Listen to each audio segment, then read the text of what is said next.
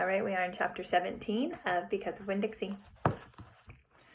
Well, Litmus came home from the war, said Miss Franny as she went on with her story, and found himself alone, and he sat down on what used to be the front step of his house, and he cried and cried. He cried just like a baby.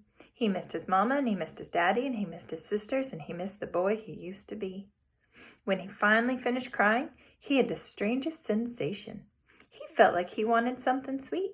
He wanted a piece of candy. He hadn't had a piece of candy in years, and it was right then that he made a decision.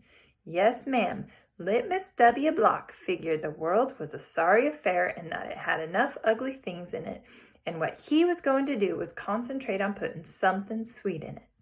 He got up and started walking. He walked all the way to Florida, and the whole time he was walking, he was planning. Planning what? I asked. Why, planning a candy factory. Did he build it? I asked. Of course he did. It's still standing out on Fairville Road. That old building? Said Amanda. That big spooky one? It's not spooky, said Miss Franny. It was the birthplace of the family fortune. It was there that my great-grandfather manufactured the Litmus lozenge, a candy that was famous the world over. I've never heard of it, said Amanda. Me neither, I said.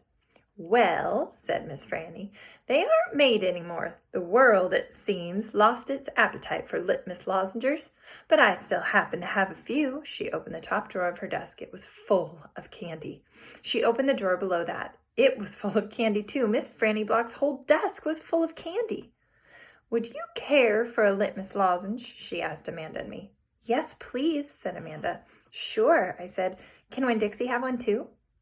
I've never known a dog that cared for hard candy, said Miss Franny, but he's welcome to try one. Miss Franny gave Amanda one Litmus lozenge, and me too. I unwrapped one and held it out for Winn-Dixie. He sat up and sniffed it and wagged his tail and took the candy from between my fingers, real gentle. He tried to chew on it, and when that didn't work, he just swallowed it whole in one big gulp. Then he wagged his tail at me and lay back down. I ate my Litmus lozenge slow. It tasted so good. It tasted like root beer and strawberry and something else I didn't have a name for, something that made me feel kind of sad. I looked over at Amanda. She was sucking on her candy and thinking hard. Do you like it? Miss Franny asked me. Yes, ma'am, I told her. What about you, Amanda? Do you like the Litmus lozenge? Yes, ma'am, she said, but it makes me think of things I feel sad about. I wondered what in the world Amanda Wilkinson had to feel sad about. She wasn't new to town. She had a mama and a daddy. I had seen her with them in church. There's a secret ingredient in there, Miss Franny said. I know it, I told her. I can taste it. What is it? Sorrow, Miss Franny said. Not everybody can taste it. Children especially seem to have a hard time knowing it's there.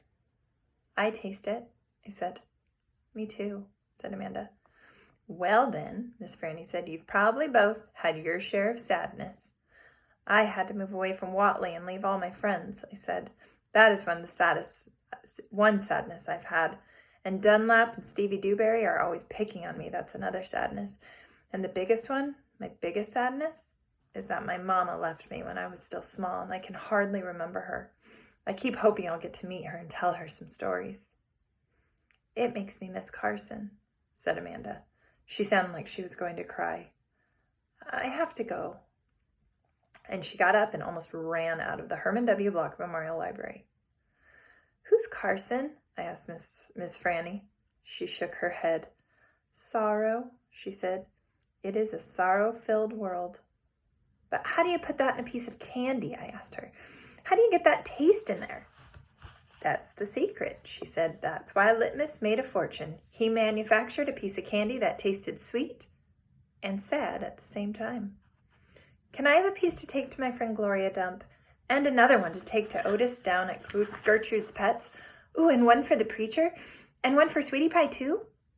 You may have as many as you want, said Miss Franny. So I stuffed my pockets full of Litmus lozenges, and I thanked Miss Franny for her story, and I checked out Gone with the Wind, which was a very big book. And I told Winn-Dixie to get up, and the two of us left and went over to Gloria Dump's. I rode right past the Dewberry's house, Dunlap and Stevie were playing football in the front yard, and I was just getting ready to stick my tongue out at them, but then I thought about what Miss Franny had said about war being hell. And I thought about what Gloria Dump had said about not judging them too hard, and so I just waved instead. They stood and stared at me, but when I was almost all the way past, I saw Dunlap put his hand up in the air and wave back. "Hey," he hollered. "Hey, Opal." I waved harder, and I thought about Amanda Wilkinson and how it was neat that she liked a good story the same as I did. And I wondered again, who was Carson? All right, I'll see you back for chapter 17, I think. 18, for chapter 18. Bye.